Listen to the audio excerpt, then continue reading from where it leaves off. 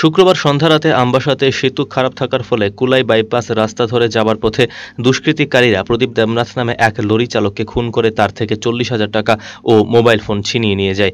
এই ঘটনাকে কেন্দ্র করে ভারতীয় মজদুর সংঘ অনুমোদিত ত্রিপুরা ট্রাক ড্রাইভার সংঘের পক্ষ থেকে রবিবার সকাল 8টা নাগাদ আসাম আগরতলা জাতীয় সড়ক তথা তেলিয়ামুড়া থানাধীন নেতাজিনগর ব্রিজের উপর অবরোধ হয়।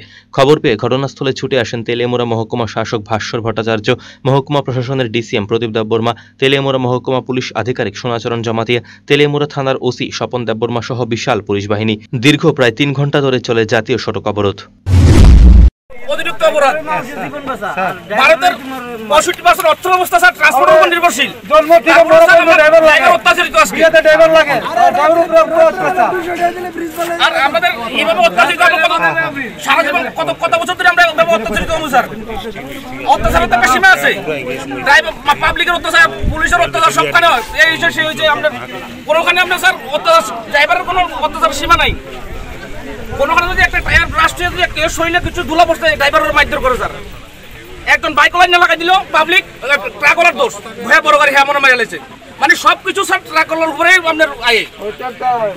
আপনারা ডিমান্ড যে উত্থাপন করছে ঠিক আছে, এখন এটি অলরেডি মেসেজটা না স্যার, সবকিছু ঠিক আছে কিন্তু সবকিছু রুলস মতো হইতে হবে, কারণ সবকিছু গাড়িওয়ালার উপর করে অত্যাচার হইব। আপনার ব্রিজ ব্যাংকে আমরা প্রশাসন করেন।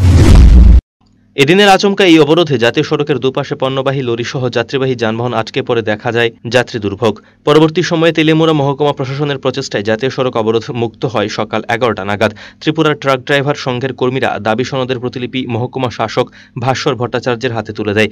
দাবিগুলির মধ্যে ছিল লরি চালক মৃত প্রদীপ দেবনাথের পরিবারে একটি সরকারি চাকরি, 5 লক্ষ টাকা ক্ষতিপূরণ, আমবাসা জাতীয় সড়কের সেতু দ্রুততার সাথে সংস্কার প্রভৃতি। Bureau report, search India TNN।